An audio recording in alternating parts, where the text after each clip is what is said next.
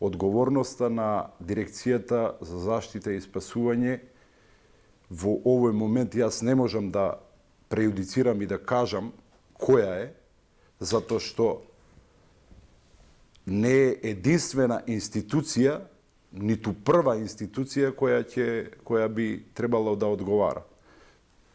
Ова е резултат на долгорочното корумпирање на институциите во државата, на сите институции, и распадот на системот, безбедносниот систем, доведе до оваа катастрофа. И се додека ние, граѓаните, гледаат и аплаудираат и се понашаме како навивачи, односно заложници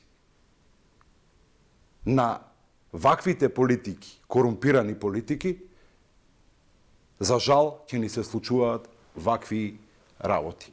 И тогаш ќе почнат обвинувањата. Дали е ДЗС крив, дали е УЈП крива, дали некоја друга институција е крива и така натаму.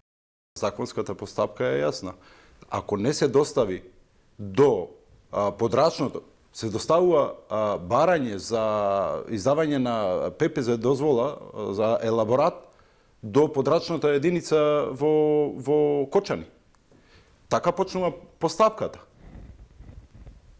Подрачната единица, значи преку општината, субјектот кој сака да добие таква дозвола, поднесува до подрачната единица. Дирекцијата за заштита и спасување има овластено лице кое ги разгледува тие документи, дава или не дава овластување. Во случајов до Дирекцијата за заштита и спасување, како што кажува актуелниот директор, господин Џевел Селами, не стигнало таков документ. Тука завршува одговорноста на Дирекцијата за заштита и спасување. Ако